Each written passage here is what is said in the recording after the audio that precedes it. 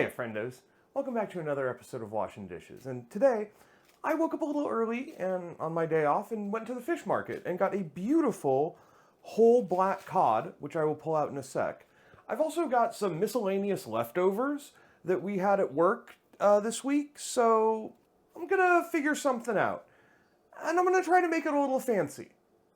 So first, we're gonna break down the fish. I'll talk you through that. It can be intimidating, but with a little bit of technique and a little bit of know-how and a roadmap, it's much easier than you might worry that it is.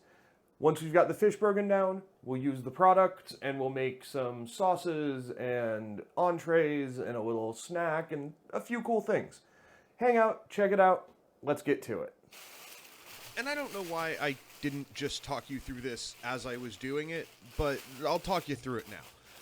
So I brought this home from the fish market in a bag, covered in ice in a bag, inside of another bag to keep it secure and cold. And you always want to keep fresh fish as cold as possible. You don't want to freeze them, but you want them almost freezing. So anyway, beautiful black cod. This one was like 3.5 pounds, something like that. It was just the right size for a kind of large dinner for two. So I'm just patting it dry on both sides, and then we're going to turn it over. I had them cut the fins off and gut it at the fish market, so we're just patting the inside and the head dry. We're really only going to use the fillets as the protein in our meal, but we are going to use the rest of the body to make some really beautiful fish fumet. And to start the filleting process, we're going to make an incision just past the collar of the fish. In some fish, the collar is really good eaten. In this case, it's too small to really get much out of. So we're going to cut in just past the kind of neckline, and we're going to cut into the backbone, and then we're going to make a little incision at the tail and run our fillet knife along the backbone, very flat, but holding. You can see I'm repositioning this to get a better grip. I am left-handed, so this makes it a little awkward. Anyway, so we're going to run it along the backbone and just slide it up the fish until it meets with the end of our other cut and comes through. My knife slipped there because that was, I don't know. But anyway, we got that fillet off, and then we're going to flip it over and get the fillet off of the other side. And then again, we're going to go ahead and make the incision at the top of the neck. We're going to make an incision at the tail, and then we're going to run our knife along the rib cage to connect those two cuts to each other, thus freeing the fillet and finishing our filleting of the fish. Something to be aware of in many species of fish, including this one, is pin bones. You are going to want some tweezers or pliers to take them out. Something else to be aware of is that a falling knife has no handle. Don't try to catch it. Anyway, with disaster averted, we're going to go ahead and pop our fish into a pot of cool water. We're going to throw in 2 halves of the same shallot and a couple little pieces of lime zest just to kind of help flavor our fish fumet, and then we're just going to let that go over medium heat for like an hour or so. Now, we've broken our pieces of fish down a little bit more. We've got the 2 end tail sections that are going to be used for our raw presentation. We've got a couple of kind of steaky sections, the thicker parts, and those are going to be for our entree. And then I've got these 2 thinner parts that we're going to use for our second course, and these are going to get seared so they'll curl up. I didn't bother to get footage of it because it's literally just cutting things in half. Anyway, moving on to the first part, which is getting these steaky bits into the sous vide. The steaky bits, as I'm calling them, are going to be sous vide at 135 degrees for at least an hour. They're getting seasoned in the bag with just some salt and then a big mint leaf on either side. The mint is just going to kind of perfume the fish, and the salt, of course, is going to season it. And then we're going to put some garlic oil into the bag with them, again, to kind of add some flavor. We'll also use that garlic oil in the end for another application. Quick tip for sous vide: binder clip your bags to the edge. It makes them float around and move less. For our second course, we've got just a little teensy tiny bit of prep to do. I've got those 2 small thin portions of the filet. I'm going to put them on a sizzle platter. And then I'm just going to cover them very liberally with salt. Like way more salt than you think they need. And I'm going to do that to both sides.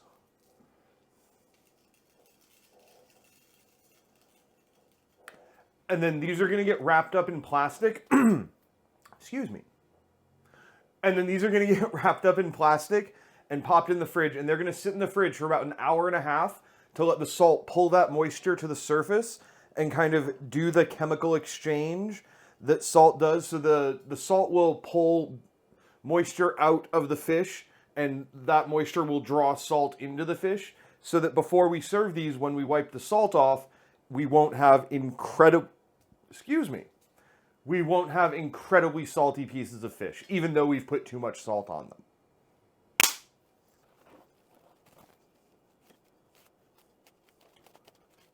There we go. Our fumet has been going for a little while, about 45 minutes. So I'm going to go ahead and strain the solids out. They've given up all they're going to give. So we're just going to strain this out.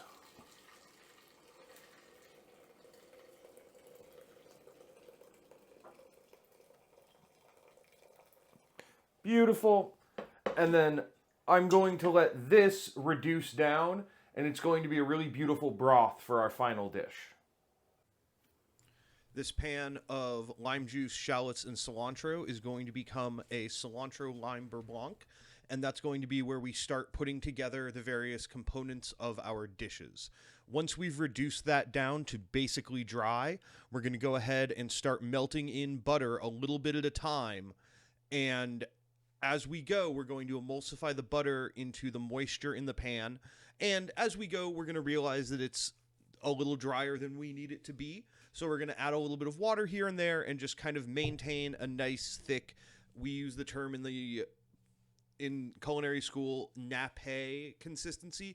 You basically want it to stay thick enough to coat the back of a spoon. And once you've got all of the butter melted in, I think I used about 2 ounces of butter here. It's a lot of butter, but I also had leftover sauce. Anyway, once we've got it all melted in, we're going to go ahead and run it through a fine mesh strainer.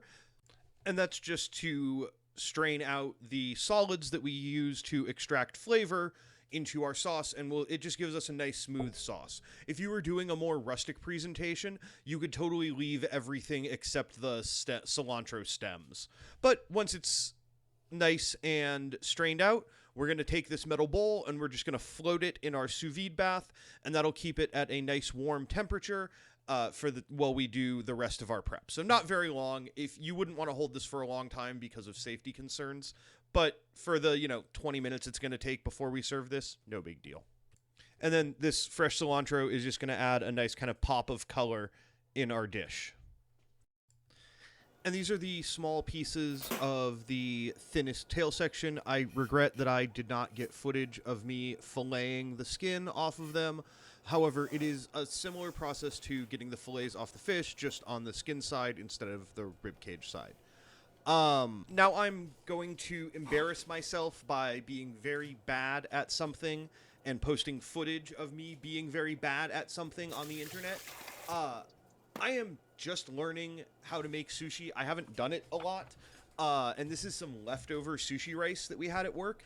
And it is much drier than I expected it to be. So I am doing an extremely bad job of kind of forming this sushi. The first one barely looks okay. It was the best one. So we're just going to zoom through this, and I'm going to go ahead and recommend that you look for somebody who actually knows what they're doing if what you're looking for is how to form nigiri pieces of sushi. With that embarrassment completely out of the way, right? Please, just be nice. Be nice. We're going to move on to something that I do kind of know what I'm doing at, which is plating. You're going to get a little bit of lime zest, a little bit of toasted sesame oil, some pickled ginger, of course, and a little dish of soy sauce. We're going to save all the tastings till the end, so this is just some already roasted cauliflower from work. I'm just going to saute that in a pan to heat it up. I don't need to cook it more, I just need it to be hot when I serve it. So that's it. Just throw it in the pan, toss it around, get a little bit more color on it, and then we'll start plating it up. While the cauliflower sizzles in the background, we've retrieved the fish from the fridge. We're just going to pat that dry, get it as dry as we possibly can, get all of the salty water off of it, and then we're going to hit it with a blowtorch. These honestly didn't curl up as much as I was expecting, so that kind of changed my plating plans, but overall I was really happy with how these came out. The skin was crispy, and everything like on the other side was just barely seared and still kind of raw inside. We'll get, sorry, I said we're going to save tasting till the end. Plating for this one starts with a line of our cilantro lime beurre blanc, and then we're going to run our pieces of cauliflower along that line of beurre blanc, and then we're just going to lay our fish. I was trying to come up with a clever word for on top of, but on top of our on top of our cauliflower, and then we're just going to add a little swoop of what did I use? Oh, a little swoop of chive oil. That's what it is. I remembered. Anyway, yeah. I actually did 2 platings, and this was the one I liked better, so this is the one that y'all see. I'm going to go ahead and get the garlic oil and liquid from the sous vide bags into a pan and heating up. And we're just going to let that heat up and reduce while we get the fish ready for presentation. And to prepare them for presentation, really all we're going to do is get the skin off very, very carefully. These are incredibly delicate, both in flavor and structure, so if I overhandle them, they're going to fall apart. So I'm just trying to handle them as little as possible and just get the skin off and then set them back down so that we can get the rest of the stuff ready. And that just consists of tossing these bell peppers and onions and squash into the reduced liquid and oil, and just heating them up so that they are, at a good, nice, warm serving temperature. For plating on this one, we're going to lay down just kind of a nice mound of our, these were roasted at one point, a nice mound of our veggies. And then we're just going to delicately place the fish on top, place a fresh mint leaf on to replace the kind of already spent one. And then we're just going to put a few spoonfuls of our fish broth over that to kind of wilt the mint leaf and perfume the dish. It's, like I said, tasting's coming up. All right, let's get started. So for the first course, I'm not willing to call this sushi. This is black cod crudo on sushi rice, and I've got some sesame oil, lime zest, and of course pickled ginger and a little soy sauce. So let's give this a try.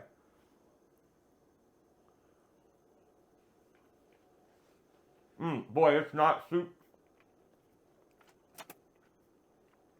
It's not sushi, but oh boy, I'd believe it was. That's delicious. Yeah, it's a really beautiful preparation raw. Really light, really mellow. Like the sesame and the lime zest kind of like highlight little bits and pieces here. Like the sesame oil kind of highlights the oiliness, and the lime zest kind of highlights the delicacy. It's really nice. It's an excellent first course and a good way to kind of wake things up. And did I mention that I love pickled ginger? All right, second course. We've got, I'm going to call it seared, blowtorched, black cod, roasted cauliflower, cilantro lime beurre blanc, and a little bit of chive oil. Let's dive in and give it a shot. I don't know why, but I always go for veggies first on a dish like this. Yeah, my coworkers did an excellent job roasting this cauliflower. And I did an excellent job making the sauce, if I do say so myself. All right, let's taste the cod. Really beautiful, not too salty. Like, there's a saltiness there, which is good. This is a fish. It lives in the ocean where where it is salty. But it's not like overpowering. And when you mix the salty fish with a little bit of the like bright and buttery sauce, it's just absolutely divine. Really happy with how this turned out. All right, let's finish up the third dish and we'll see how it goes overall. All right, final course. Poached black cod with roasted mixed vegetables, and I guess it is kind of like a dashi broth. It's, you know, it's fish fume, but it's done in kind of a dashi style. So again, I always go for the veggies. And again, my coworkers did an excellent job. The broth is really good on those. Let's get a little piece of the cod.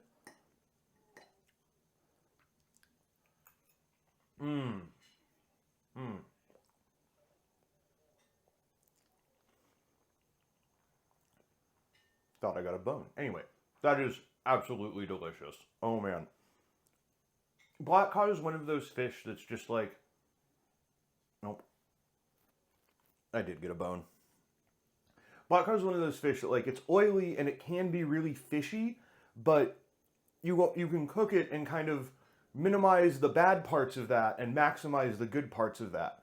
You know, you can pair it with some stronger flavors because it can hold that richness, but it is a very delicate fish in both kind of texture and composition, so you don't want to beat it up too much. You know, that's why we poached it and served it raw and seared it. Just very simple preparations. You could roast this, but you wouldn't want to do anything that has you moving it around in a pan a lot. It'd just fall apart. Anyway, this has been a wonderful dinner. I hope you all had a fun time watching me put it together.